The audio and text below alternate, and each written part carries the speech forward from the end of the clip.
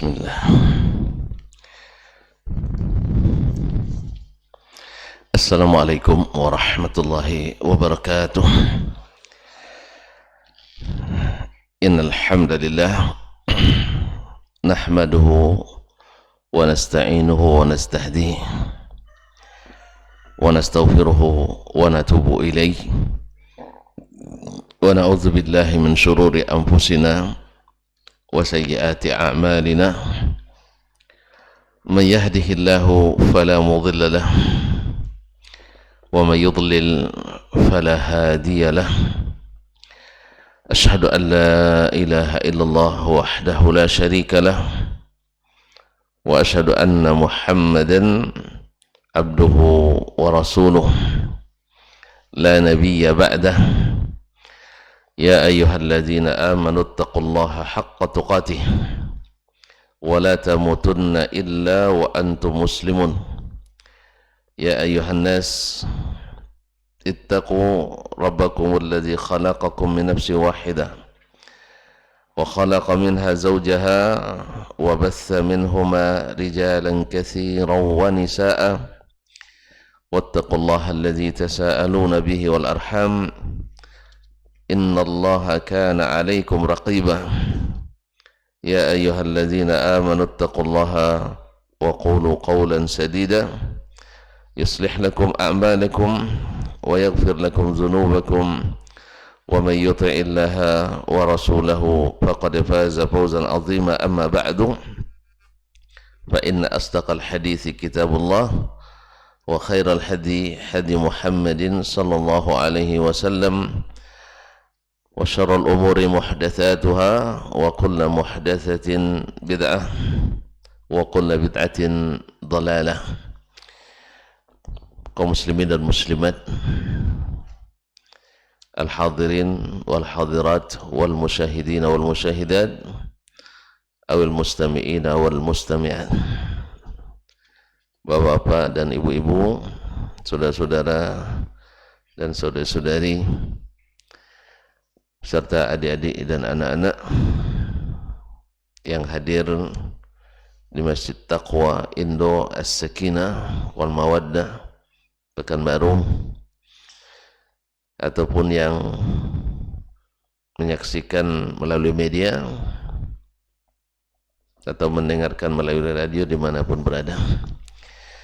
Alhamdulillah, pada kesempatan pagi ini kita kembali diizinkan Allah melanjutkan kaji di sini. Mudah-mudahan setiap langkah kita dihitung pahala dan mengangkat derajat, dan setiap langkah yang diturunkan menghapuskan dosa-dosa kita. Kaum muslimin dan muslimat yang dirahmati Allah Subhanahu wa taala, semoga selawat dan salam sentiasa pula disampaikan kepada Nabi kita, Nabi besar junjungan alam, dan semoga selawat juga bersambung kepada keluarganya, para istrinya, anak turunannya sampai hari kiamat, dan siapapun yang setia di jalannya. Kaum muslimin dan muslimat dirahmati Allah SWT, kembali kita berdoa pula untuk seluruh orang tua kita, saudara mara kita, karib kerabat, handai tolan dan sahabat. Mudah-mudahan Allah SWT mengampuni dosa-dosa yang sudah mendahului kita dan berikan taufik kepada mereka yang masih bersama kita. Kaum muslimin dan muslimat dirahmati Allah, khususnya Imam Al-Bukhari rahimahullah, yang pada pagi ini kita mengaji dari kitabnya Al-Adab Al-Mufrad. Masuk pada bab yang ke-164, Babu Ijlali Al-Kabir, bab tentang memuliakan orang yang sudah tua, memuliakan orang yang lebih tua dari kita, bahwa di antara adab yang sangat-sangat dianjurkan dalam Islam adalah memuliakan orang yang lebih tua dari kita atau orang yang sudah berumur. Ma'asyiral kiram dirahmati Allah SWT, karena mereka mesti mempunyai kelebihan daripada kita, setidaknya lebih lama umurnya dari kita, lama hidup, banyak dirasa, jauh berjalan sering tersesat. Jauh berjalan banyak yang ditengok. Jadi oleh sebab itu adab ini, kalau sudah yang kecil tidak beradab lagi pada yang lebih besar, rusak tatanan kita. Ya, kalau dulu di kampung tuh jangan coba-coba panggil waang. Ya, kalau padahal beda umur kadang 2 bulan coba. Ya, kalau dianggap durhaka itu. Allah musta'an. Qala al-Imam Al-Bukhari rahimahullah ta'ala, haddatsana Bishr bin Muhammad, telah menyampaikan hadis kepada kami atau telah menceritakan hadis ini kepada kami Bishr ibn Muhammad, yaitu Bishr ibn Muhammad As-Sakhtiyani Abu Muhammad Al-Marwazi, saduqun rumiya bil irja, saduq tertuduh berpemahaman murji'ah. Ini juga ikhwani fillah, bahwasanya ahli bid'ah itu juga bertingkat-tingkat, dan juga bahwa sesungguhnya harus dipahami bahwa tidak semua orang yang berguru kepada ahli bid'ah mengikuti bid'ahnya. Misalnya Imam Al-Bukhari di sini, sebab kita hari ini ya karena kekurangan ilmu kita, asal pernah berguru dengan ahli bid'ah otomatis jadi ahli bid'ah. Siapa yang duduk dengan ahli bid'ah otomatis ahli bid'ah. Ini keliru besar ya, yang sering terjadi. Walaupun kita ditahzir, disuruh untuk menjauhi ahli, itu benar, tetapi di saat menuntut ilmu kadang-kadang tidak bisa kecuali melalui mereka. Makanya sering disebutkan oleh para ulama al-jarh wa ta'dil, misalnya dia murji atau rughya bil irja, lakin utturran nas ilaihi, tapi terpaksa ngambil ilmu daripadanya. Apa sebab? Li'annahu saduq, karena dia orangnya saduq, jujur. Jadi kalau terbukti kejujurannya dalam berilmu dan tidak ada gantinya, maka ulama juga ngambil ilmu daripadanya.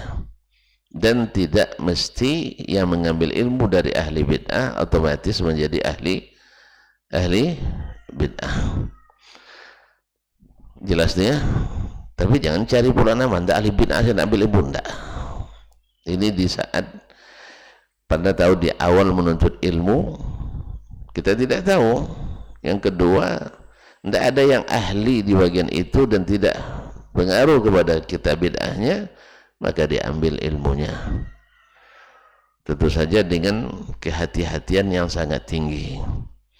Dan yang ketiga, bahwa tidak semua yang pernah berguru kepada ahli bid'ah otomatis ahli bid'ah. Sebagaimana semua yang berguru kepada ahli sunnah otomatis jadi ahli sunnah. Ini tidak, tergantung. Seperti kata Yahya bin Ma'in rahimahullah, imamul jarhi wa ta'dil, yang merupakan ikon ilmu jarh ta'dil, dia katakan, idza katabta faqammish, kalau kau baru sedang menulis, menuntut, ya, masukkan semua, bukakan kantongnya besar-besar, masuk semua.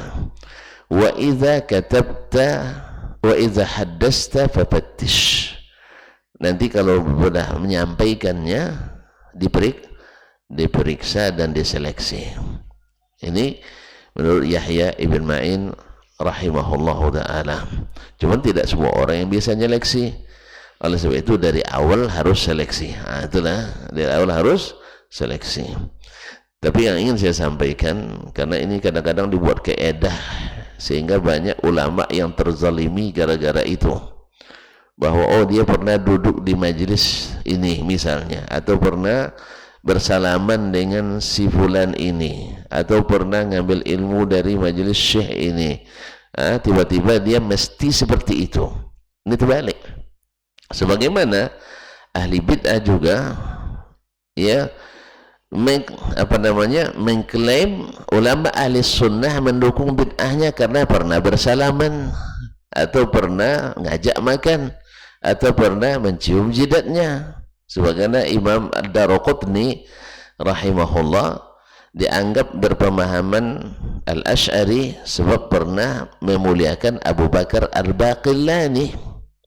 Dia seolah-olah dia oleh ahli Al-Asy'ariyah, oh dia Asy'ari itu apa sebab pernah menghormati Abu Bakar Al-Baqillani, imamnya Al-Asy'ariyah. Atau pernah juga memuliakan Abu Zar Al-Harawi, juga imam Al-Asy'ari dan sebagainya. Padahal Imam Abu Hasan Ad-Daraqutni punya tulisan khusus tentang al-asma was sifat yang bertentangan langsung dengan akidahnya Al-Asy'ariyah. Nah, ini ketidakjujuran ilmiah seperti ini seharusnya tidak terjadi pada level orang berilmu. Level awam mungkin karena mereka hanya melihat zahir, tapi sampai ke level orang berilmu ini namanya kezaliman. Namanya kezaliman dalam ilmu. Ini contohnya Imam Al-Bukhari rahimahullah berikan dari Bishr ibn Muhammad As-Sakhtiyani, padahal tertuduh murji'ah, salah satu aliran bid'ah dalam Islam. Nah, rumiyah bil irja, tapi terbukti orangnya saduq.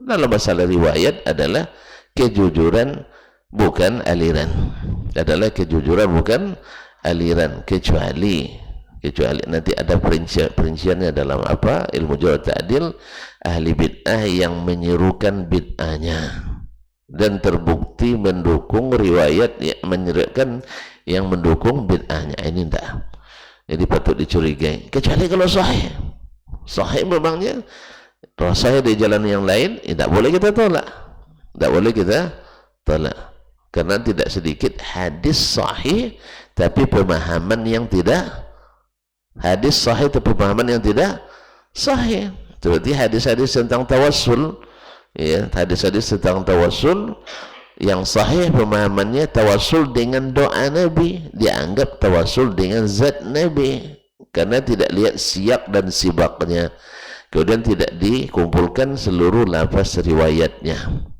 Biasa itu.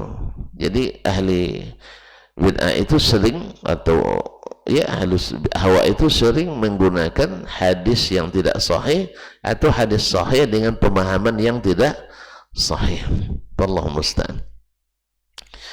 Qala akhbarana Abdullah, dia berkata telah menceritakan hadis ini kepada kami Abdullah. Nah, kalau Bishr bin Muhammad meriwayatkan dari Abdullah, maka para ulama hadis sudah langsung paham bahwa Abdullah yang dimaksud adalah Abdullah ibnul Mubarak.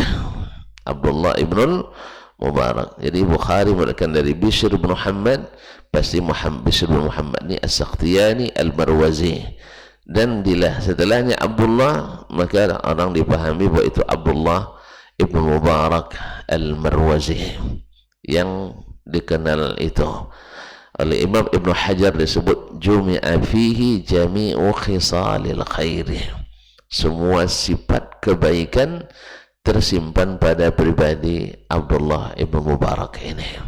Alim, amil, da'i, yani uswah, qudwah hasanah, pemurah, pemaaf, pemberani, dan selalu berjihad fisabilillah, dan seterusnya. Pokoknya apa aja kebaikan insyaallah ada pada diri Abdullah ibn Mubarak ini. Qala akhbarana Auf, ya, dia berkata telah menceritakan hadis ini kepada kami Auf yaitu Auf ibn Banduyah atau Bandawaihi Al-Marwazi, juga saduqun rumiya bil qadari wat tasyayyu'. Ini Abdullah Mubarak, imam ahli sunnah, gurunya tertuduh berpemahaman qadariyah dan cenderung kepada Syiah, tapi tidak ulu, tidak berlebihan seperti Syiah yang sekarang. Tidak, artinya mendahulukan Ali dari, mengatakan Ali afdal dari yang lain, tetapi tetap menganggap sah khilafah Abu Bakar, Umar dan Utsman.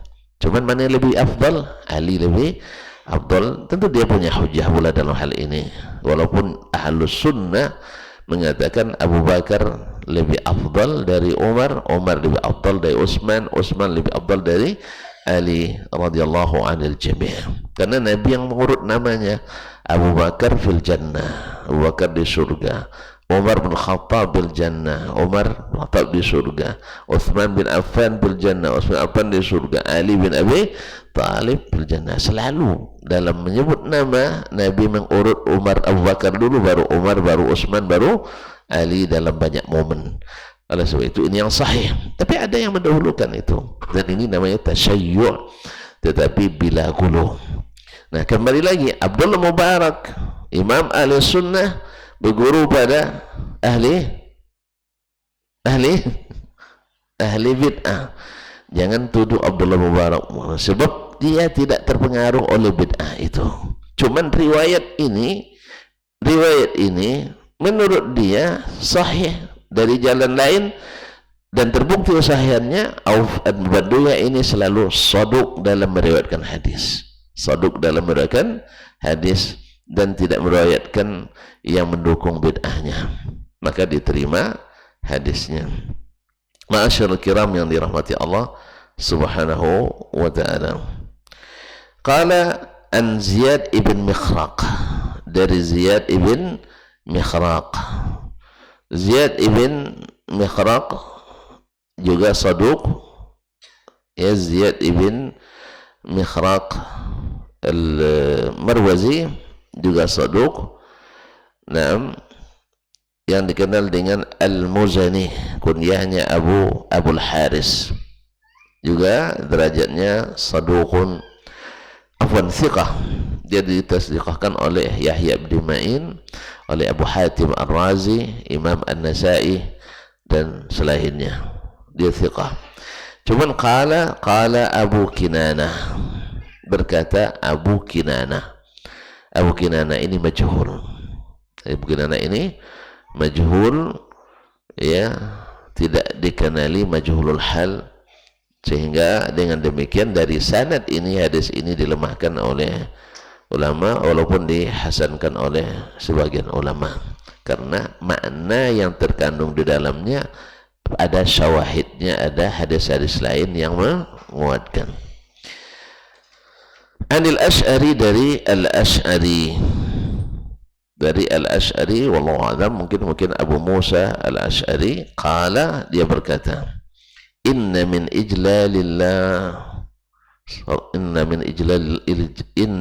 ijlalillahi subhanahu wa ta'ala ikrama zis syaibatil muslim.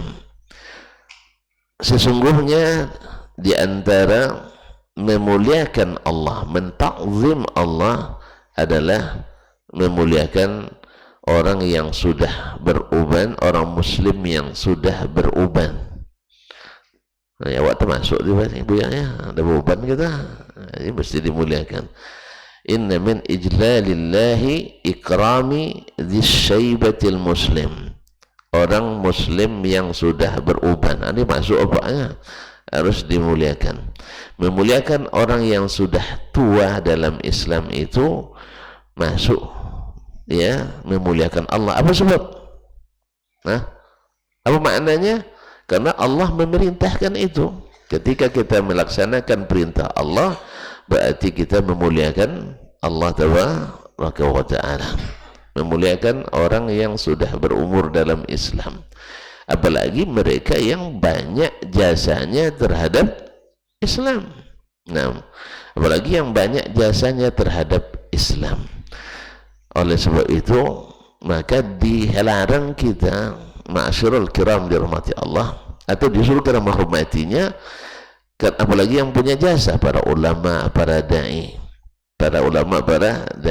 walaupun ada kesalahannya, ada, tapi jangan ditonjolkan.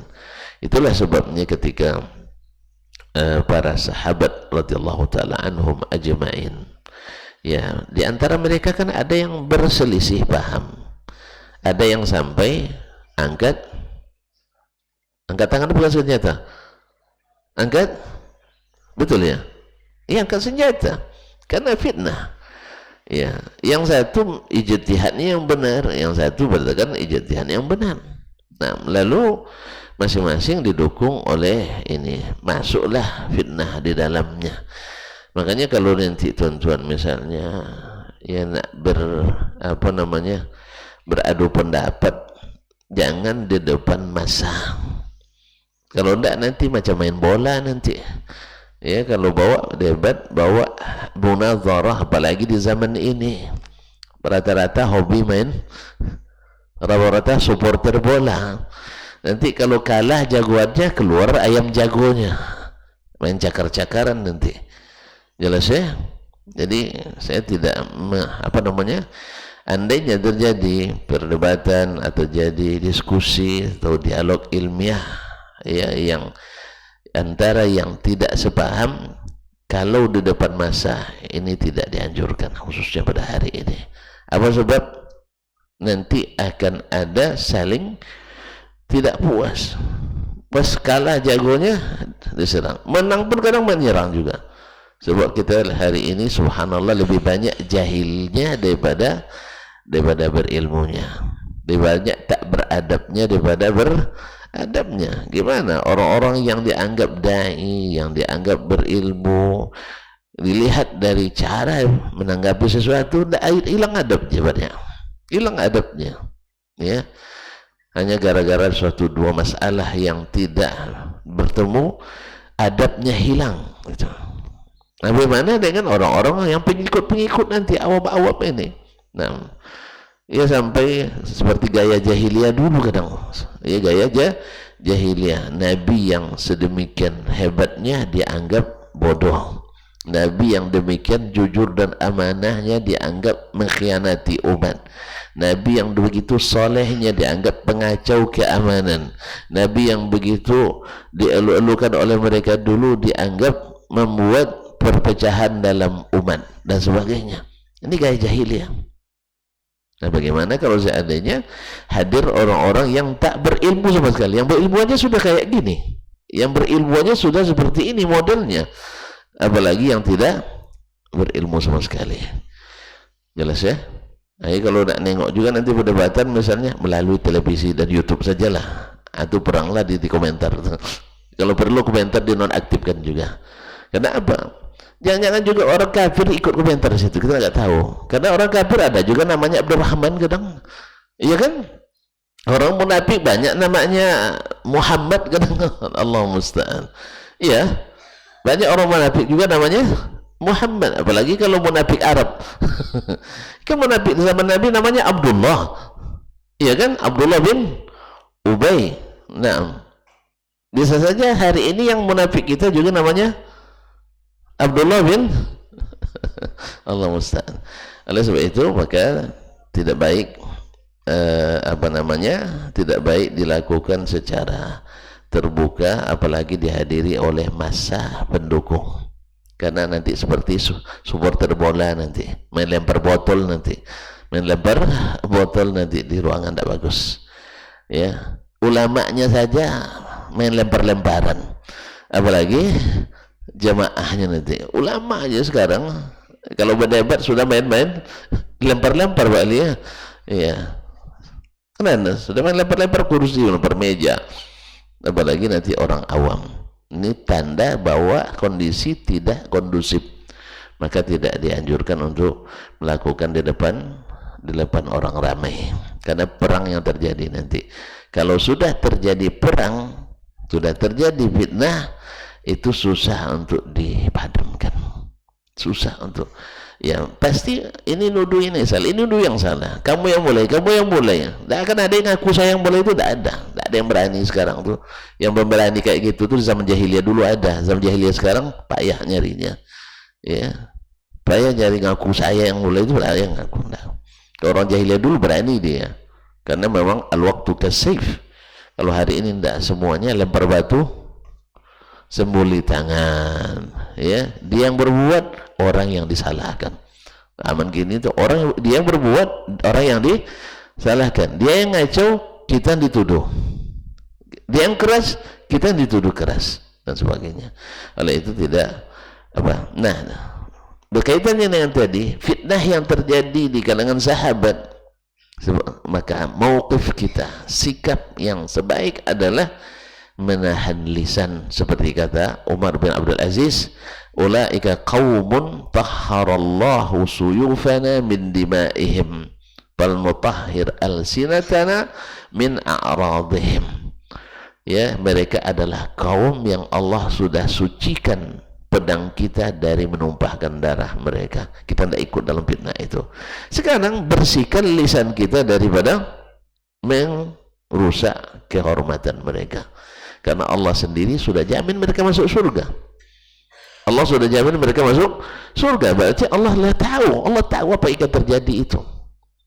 Allah tahu kan apa yang akan terjadi antara Ali dan Muawiyah. Allah dah tahu kan. Nah, Allah dah jamin mereka masuk surga. Di antara mereka ada Abu Hurairah, di antara mereka Ali bin Ammar ibn Yasir, as-sabiquna al-awwaluna minal muhajirin wal ansar walladzina tabi'uhum bi ihsanin radhiyallahu anhum wa radu anhu. Nah, Allah ridha pada mereka, masa antum tak ridha? Berarti antum ada masalah. Ya, antum ada masalah. Allah ridha pada Muawiyah, Allah ridha pada Ali bin Abi Thalib, Allah ridha pada Abu Hurairah, Allah ridha pada Ammar bin Yasir. Lalu antum tak ridha. Bukan mereka yang salah, antum yang keliru. Jelas? Jadi tahan lisan ya. Tahan lisan. Makanya Nabi beri kaedah, berkata yang baik atau diam. Ya. Umar bin Abdul Aziz juga mengatakan, kalau kau tak bisa bicara baik, saya salah diam. Gara-gara diam saya salah, itu lebih baik daripada salah berbicara. Apa sebab? Nah, misalnya sekarang antum tidak setuju dengan vaksin, misalnya nanti kan zaman vaksin ya banyak komentar-komentar yang tidak baik nih sekarang kan, antum tidak setuju dengan vaksin, ya tak? Diam aja, diam aja. Daripada antum bercakap nanti ditangkap, ditangkap antum. Ya kemudian antum mungkin berdosa. Apa sebab? Apa sebab? Mengajak orang, memprovokasi orang, berdosa antum.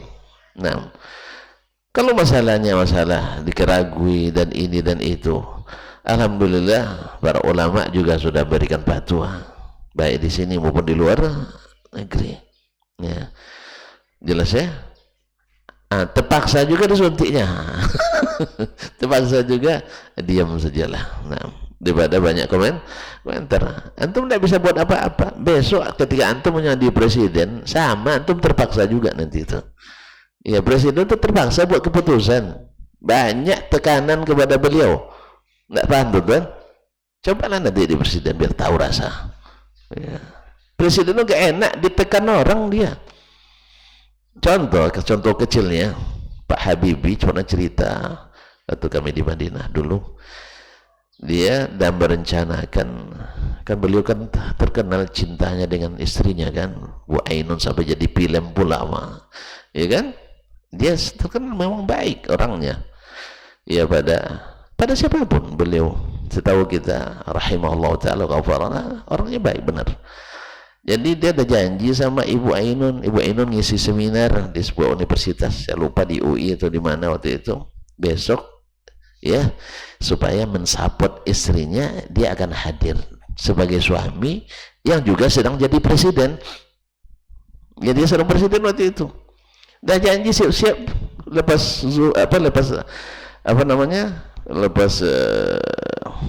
salat subuh, siap-siap. Tiba-tiba dikasih tahu oleh protokol, Pak, Bapak ada acara di tempat ini. Wah, saya mau temani Ibu. Tidak bisa, Pak. Coba presiden diatur oleh protokolnya. Iya, gimana lagi? Protokolnya punya hujah. Ini acara kenegaraan. Kalau ini acara pribadi. Mungkin Pak Presiden secara pribadi tidak mau dia. Tapi secara kenegaraan wajib ikut aturan yang dibuat oleh para pengambil pemangku kebijakan. Makanya teman-teman nak tahu nanti coba jadi presiden. Jelas? Hah? Iya, terus terang. Orang jangan di zaman ini, teman-teman. Di zaman Abdul Malik bin Marwan dulu jadi khalifah. Orang waktu itu lebih banyak orang taatnya daripada orang yang durhakanya waktu itu. Kan di abad-abad kedua Hijriah itu. Lebih banyak orang taat daripada orang maksiat. Ya. Artinya orang takut berdosa itu lebih banyak daripada hari ini. Hari ini orang tidak ada takut berdosa. Baik. Nah, apa katanya? Di saat dia sedang jadi penuntut ilmu, masih sedang belajar, jadi muda, remaja seperti ini, semangatnya tinggi, sering mengkritisi apa yang dilakukan oleh khalifah, yang notabene juga keluarganya sendiri kan, masih garis keluarganya. Nah, setelah dia jadi khalifah, apa yang dulu dia kritik, tidak bisa dia hilangkan. Tidak bisa dia hilangkan.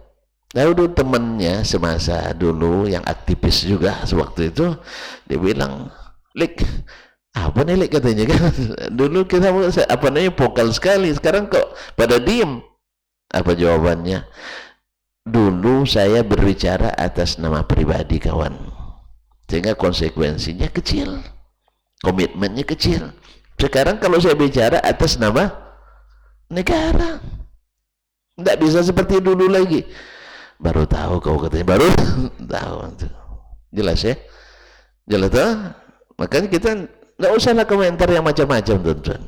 Ya, daripada komentar yang buruk, lebih baik berdoa yang baik. Salah kita.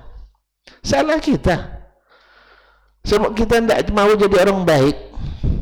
Kita ini masih suka nipu, masih suka memfitnah, kita masih suka berkelahi. Iya kan, bila terjadi khilaf di antara kita berlebihan sampai mencaci maki, berdusta untuk menjatuhkan kawan, iya dah, masih kan? Ya wajarlah kita diberi yang sesuai dengan kita saya. Awak masih sering disogok, suka kampanye orang dikasih kaos, terima. Kaos kaki bekas pula diterima juga. Itu datang serangan pajar 25.000 diterima juga. Partai ini terima semuanya. Akhirnya kita jadi rakyat yang kena sogok. Wajarlah kita dapat pemimpin yang wajar.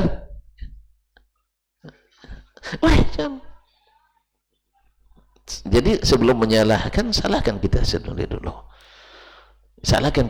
dulu.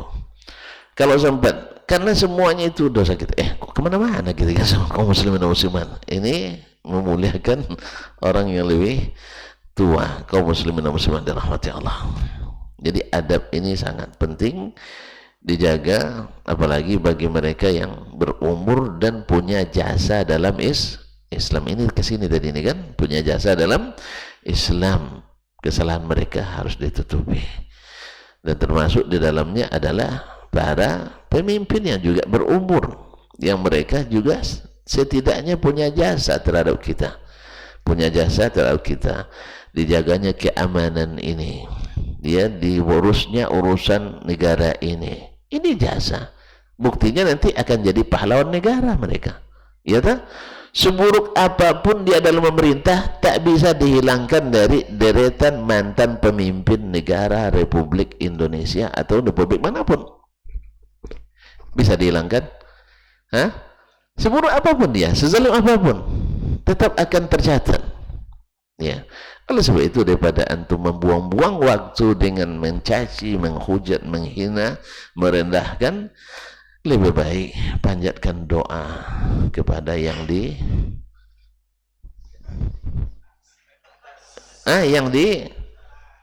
tidak jelas atau yang ikhlas, yang tidak jelas, yang di atas. Mana tahu antum tidak setuju dengan pernyataan saya kan? Ustaz kok nunjuk-nunjuk ke atas katanya. Nah, kepada yang di atas. Ya, ini poinnya jelas ya. Menghormati orang yang sudah berumur. Ya, orang yang sudah berumur. Sebab kalau ini selalu, antum juga akan dihormati oleh yang di bawah antum lagi. Tapi kalau antum terlihat tidak menghormati yang di atas, antum akan hilang pula kehormatan. Maka mohon maaf kaum muslimin dan muslimat, kenapa kehormatan ulama hari ini cenderung pudar? Kenapa? Hah? Iya tak? Antum sekarang menghormati ulama gimana rasanya? Biasa-biasa aja ya. Masih mau bawa sandal saya nanti. Kaum muslimin, antum merasakan sendiri buktinya ulama dapat fatwakan vaksin boleh, iya kan? Gimana rasa antum terima? Belum antum setelah menerima, betul kan? Berarti belum yakin dengan ulama kita. Ini udah ngaji gitu ini ya. Kita udah ngaji namanya kan.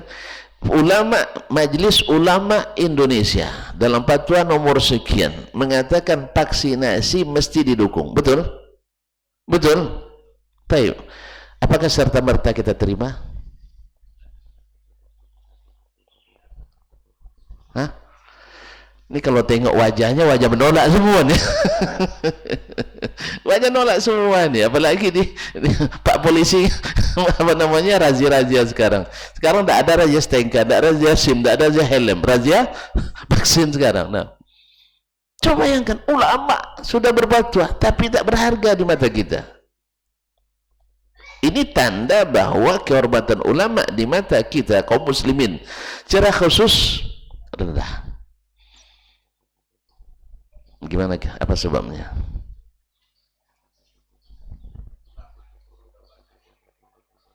Nah, dia udah berani kritik ulama. Cuma ini salah satu model ulama namanya yang terkontaminasi. Nah, bisa jujur antum bukan? Nah, jujur. Apa sebab? Ya, dia bilang ulama sekarang sudah terkontaminasi. Katanya saya tidak paham apa maknanya. Ya biarkan dia jabar sendiri. Antum mau jabarkan di sini? Tidak usah. Ini live ini, tidak boleh. Jangan. Allahu alam. Apa yang beliau katakan kemungkinan walaupun tidak 100%, tapi ada nisbat seperti ini. Apa sebab? Ya, pertama ulama sudah mulai hari ini masuk bab yang seharusnya mereka tidak masuk. Apa itu? Berseberangan dengan pemerintah secara terbuka.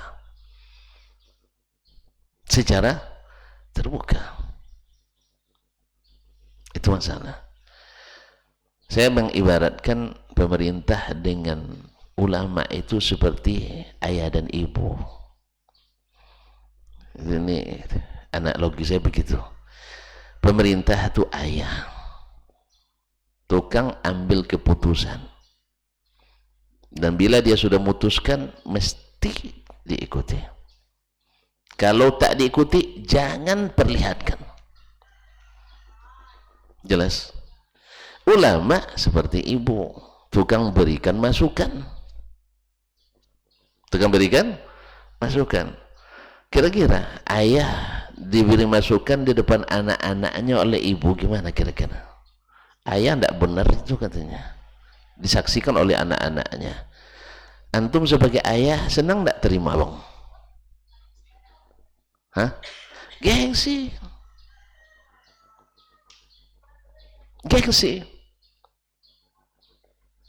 Kalau anak-anak misalnya yang menentang ibu dan ayah, durhaka betul, tapi kalau ayah dan ibu lebih durhaka lagi pada anak. Makanya Nabi berikan sebenarnya solusi terbaik. Kalau ulama nanti nak beri nasihat ke pemerintah di kamar tidur. Tahu di kamar tidur? ketika sedang berdua, selesai makan, undian setelah makan, di saat mesra-mesranya baru bisikkan di telinganya. Jangan depan anak-anak, jangan depan rakyat. Oh, tidak bisa, nanti tidak ada dukungan. Ah, ternyata antum nak memecah belah anak-anak. Ada yang dukung ibu, ada yang dukung ibu, ada yang dukung ayah. Akhirnya rumah itu pecah. Makanya Nabi nasihati kita, siapa yang ada sesuatu yang ingin disampaikan kepada pemimpinnya, hendaklah dia falyakhuz biyadihi, ambil tangannya, tarik. Wal yakhlu bihi, berdua saja dengannya, 4 mata, nak 8 mata itu urusan nanti. Yang penting yang berkompeten. Itu lalu dia sampaikan. Ini lebih dekat diterima. Kalau terima, alhamdulillah. Kalau tidak, selesai. Kita sudah sampaikan kewajiban. Ini yang tidak diikuti oleh banyak ulama kita hari ini. Sehingga secara terbuka, dibuka lapangan, tentu yang nyorakin ulama ada, yang nyorakin pemerintah ada. Dan ini umpan yang dilemparkan oleh kaum Syiah Rafidah untuk memecah ulama ahli sunnah dengan pemerintahnya yang juga dianggap sebagai ahli sunnah. Hati-hati, karena dalam protokoler 50 tahunan mereka, 10 tahun kelima masuk ini. Kalau dihitung dari tahun 70-an Khomeini berkuasa, ini 10 tahun yang kelima. Dia sudah ingatkan sebagian yang berkompeten di pusat. Tapi kadang-kadang orang lebih percaya pada ijtihad dan idenya daripada ijtihad orang lain. Bahkan hadis Nabi pun kadang-kadang ditawilkan, karena kita memang biasa mentakwilkan. Itu zaman dulu. Nabi tidak pernah zaman kini. Ya, Nabi bercerita di zaman, sebab di zaman beliau tidak ada orang yang melawan beliau, orang Islam kan. Maksudnya di zaman setelahnya dan seterusnya. Ada datang atau undang, bawa berdua itu. Dan ini ampuh yang seperti ini. Pernah kami mengalami sendiri yang seperti ini. Ya, salah seorang pemimpin suatu daerah maksakan sesuatu. Ya, untuk memaksakan itu diundangnya orang-orang pakarnya berhadapan dengan kita. Kita anggukkan aja. Anggukkan aja, enggak usah. Sebab dia pantang dilawan di depan umum. Jelas? Tapi kita punya strategi. Ada bagian doang, ada bagiannya. Nah, paham, Pak? Nanti setelah selesai rapat dengan beliau, kita rapat pula. Gimana caranya? Kita buat syarat yang tak mungkin dipenuhinya. Kalau tak mungkin dipenuhinya, harus ya menyerah dia. Nah, setelah baru masuk syarat kita. Cara nih kaum muslimin muslimat, tanpa konfrontasi terbuka. Nah, ditambah setelah itu nanti ditelepon ibu. Tahu ibu istrinya telepon, Bu, kalau kami bicara atasan bawahan pasti kami kalah. Tapi kalau ibu yang bicara kekasih, tolong bisikkan nanti di telinga bapak begini dan begitu. Alhamdulillah lepas subuh dapat telepon balik, alhamdulillah bapak sudah serahkan ke tuntun. Tapi perlu sabar, akhi. Perlu sabar. Ini kita enggak. Asal ada kesalahan dikit, lalu kita diaplos orang ini ulama yang hebat. Itu sebabnya kenapa sekarang umat akhirnya banyak yang mendukung ini ibunya, ada yang mendukung bapaknya. Akhirnya ketika bapak yang salah, pendukung ibu sorak-sorakin. Ketika ibu yang keliru, pendukung bapak sorak pula. Akhirnya ulama turun nilainya. Jelas. Antum menuduh terkontaminasi ya. Nah, ya janganlah akhir, tahan itu. Ya, apalagi sekarang juga ada sistem suksesi. Nah, ini juga tidak membangun yang seperti ini, pemilihan ketua ulama ini dan itu, baik di ormas maupun apa, ini juga kesannya apalagi sudah di live kan pula, ya, terjadi gontok-gontokan pendukung ini pendukung itu, yang tak terjadi di as-salafus salih, yang tak terjadi di negeri yang menghidupkan pemahaman as-salafu as-salih. Kan alangkah indahnya dikumpulkan yang betul-betul ulama kibar, tidak ikut yang tim sukses yang cari makan nasi bungkus karena sebagian ya untuk mendukung. Nah, ulama yang dikumpulkan betul-betul ulama. Nah, nanti mereka punya roh, oh enggak, Syekh Bulan yang maju, enggak, kamu yang lebih apa, kamu yang lebih apa, indah. Dan itu masih ada, itu masih ada. Jadi bukan lagi masing-masing menjatuhkan yang lain, akhirnya nanti jatuh nilainya di depan masa umat. Dan kalau jatuh sekali payah menaikkannya, payah naikkannya. Semoga Allah SWT, dan kembali lagi itu salah kita juga, salah kita juga, karena kita suka sorak-sorakin ulama juga, itu masalahnya, sehingga mereka pun senang di upload dengan tepuk tangan. Awak juga salah sih, umat juga yang salah. Jadi pokoknya apa yang terjadi baik di ulama maupun suama, yang salah kita belum memberikan penghormatan yang sesungguhnya pada ulama kita, ya, belum memberikan harga yang seharusnya pada ulama kita.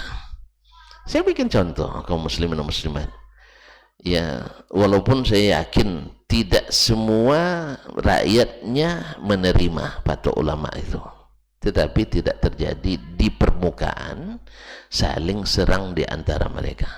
Kenapa di Arab Saudi misalnya, ya, dengan segala kekurangannya tapi masih jauh lebih dari kita, dengan segala kekurangannya masih jauh rankingnya di atas kita. Ngaku tak ngaku itu urusan tentuan, yaitu bila muftinya memfatwakan, contohnya vaksin tadi, ya, saya yakin banyak yang tidak setuju, tapi yang menulis di koran tidak setuju, yang berkhutbah Jumat tidak setuju, enggak, hampir tidak ada. Mungkin ada tapi tak terdengar. Kalau kita coba lihat, baru fatwa MUI selesai, MUI yang lain menolak nanti, coba yang MUI yang lain menolak di permukaan. Lalu kemana kita selama ini? Bukankah ketika pusat misalnya memutuskan, tidak ada diberitahu ke daerah? Kalau tidak berarti cacat juga di organisasi. Kalau diberitahu lalu tidak berbunyi waktu itu, berarti kesalahan juga. Dan setelah diundang lalu dibuat kesepakatan, walau tidak puas, habis itu tunjukkan ketidakpuasan, juga tidak bagus. Jelas? Jelas ya? Andainya di pusat dirapatkan dengan utusan dari daerah semuanya, kan tidak mungkin semuanya setuju kan? Tapi tidak setuju itu disimpan, karena sudah keputusan ulama, supaya harga diri lembaga ini, harganya, nilainya tetap di umat gitu. Daripada nanti ini pusat sudah mengatakan begini, tiba-tiba daerah mengatakan begini, seolah-olah tidak ada tidak ada koordinasi, konsultasi dan sebagainya antara ini dan sebagainya. Tambah lagi di personal tertentu nanti yang juga merusak itu. Nasallallahu alaihi afiyah. Salah kita juga. Sebab apa aja aliran baru ada pengikutnya, apa aja aliran baru ada pengikutnya, apa saja pendapat baru ada pendukungnya. Allahumma musta'an. Oleh sebab itu kita berupaya jangan ini terulang terus ya. Kita menuntut ilmu, mudah-mudahan mau mengetahuinya dan mau mengikutinya. Ini kalau mengetahui banyak, atau nasihati nanti menasihat pemerintah, ini menurut Nabi, tahu saya katanya, belum lagi nenek mau lahir saya sudah baca itu katanya. Iya, cuman mana prakteknya, mana tunduknya, mana taatnya ke Nabi alaihissalatu wassalam. Enggak, maksudnya begini, tahu maksudnya begini itu dari mana? Pikiran kita kan takwil lagi, makanya buang hantu takwil itu jauh-jauh ya, supaya nanti lurus pemahaman kita. Karena takwil ini hantu besar yang merusak pemahaman umat Islam, baik di akidahnya, di ibadahnya, di muamalah, sampai akhlak dan adabnya. Takwil yang bikin yang banyak berdosa dalam masalah ini.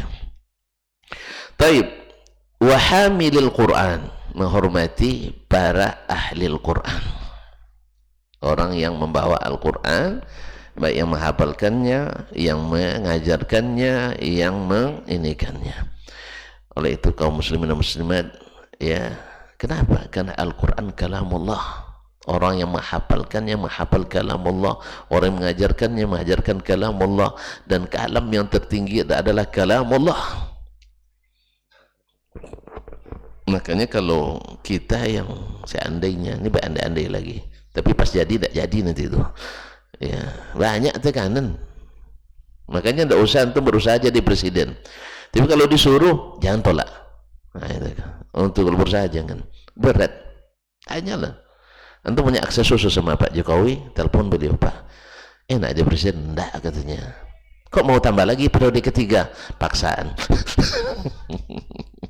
Ada yang mau gitu.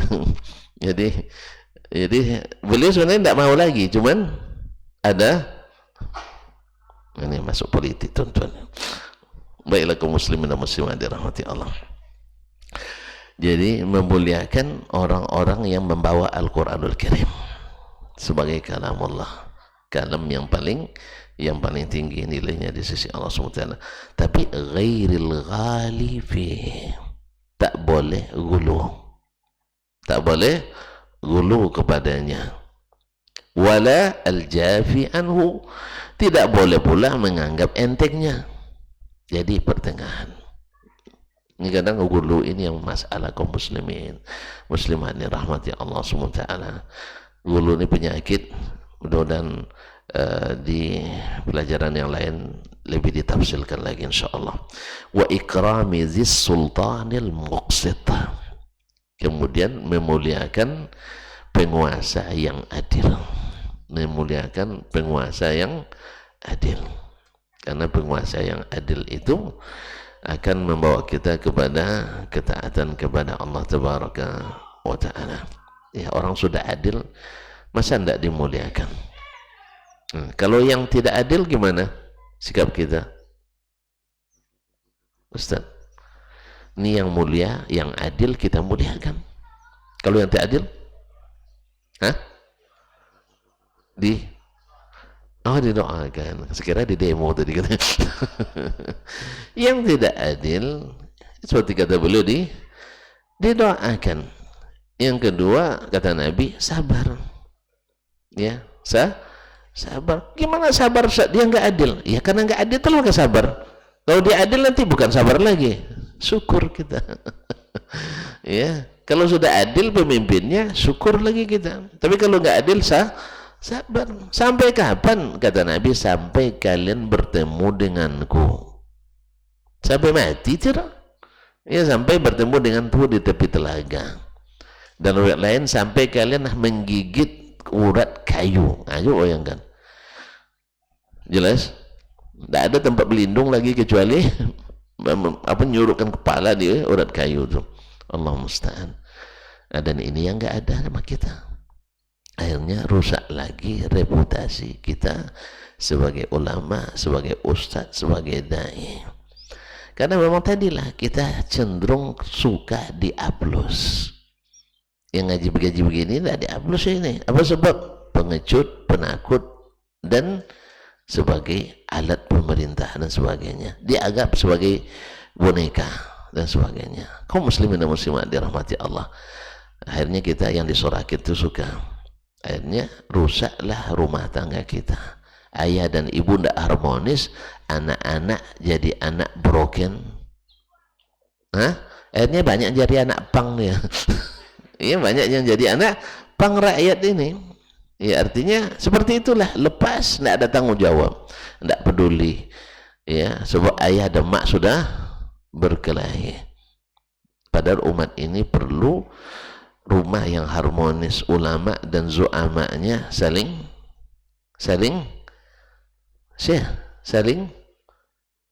kalau harmonis saling membenci, saling menyayangi. Kok gitu aja payah tuh ya, umat tangga yang harmonis, yang saling menyayangi, saling menghormati, saling mengasihi, saling menasihati.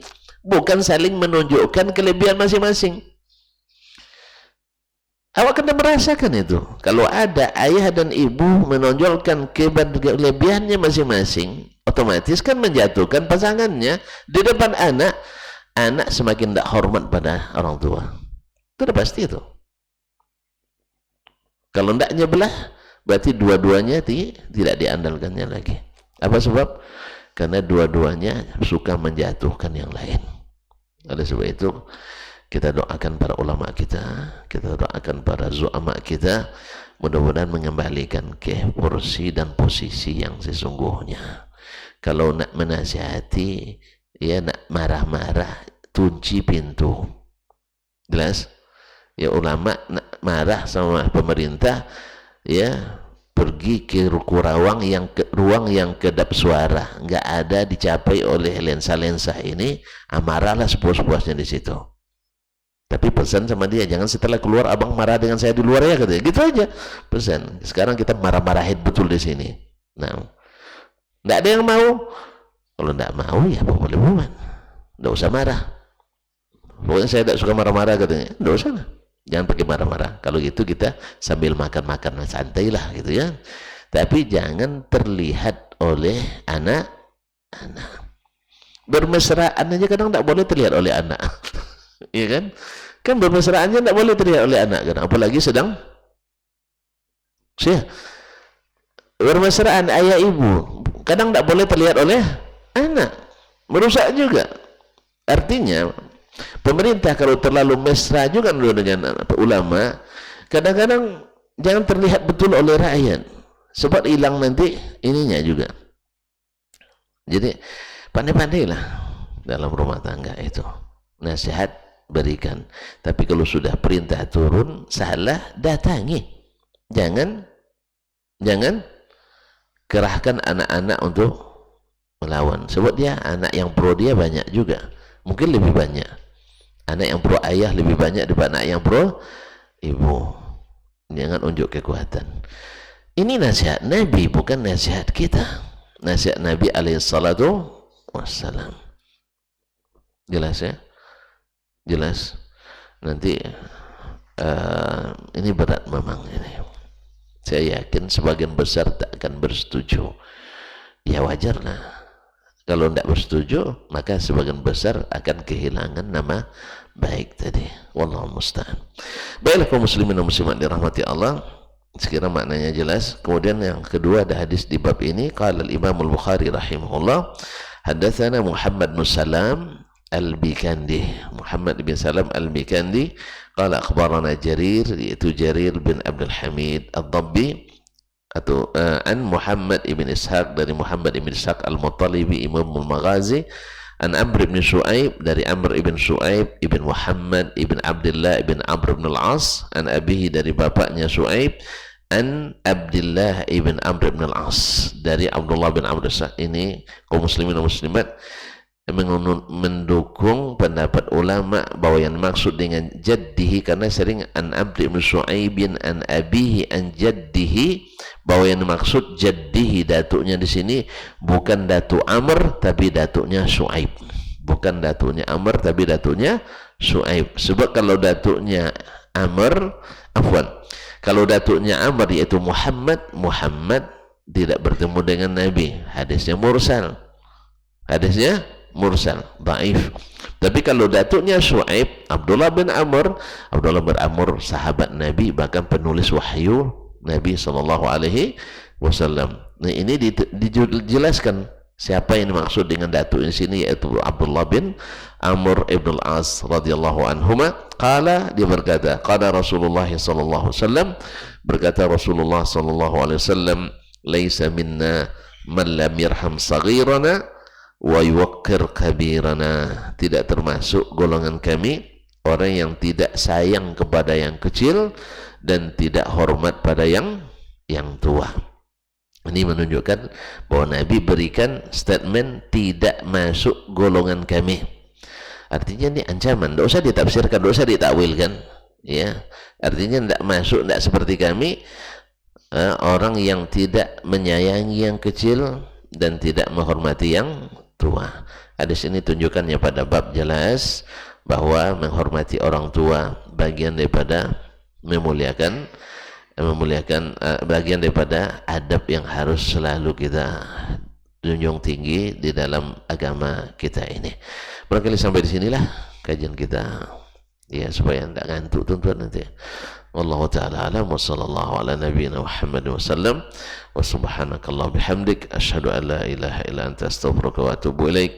Wassalamualaikum warahmatullahi wabarakatuh. Majtama'a qaumun fi baitin min buyutillah yatluna kitab Allah wa yatadarasunahu fima bainahum illa nazalat alaihimus sakinah wa ghasyiyatuhumur rahmah wa haffat bihimul malaikah wa dzakarahumullahu fiman indah. Tidaklah suatu kaum duduk di salah satu rumah Allah membaca ayat-ayat Allah dan sama-sama mempelajarinya kecuali turun kepada mereka as-sakinah, ketentraman dan kenyamanan.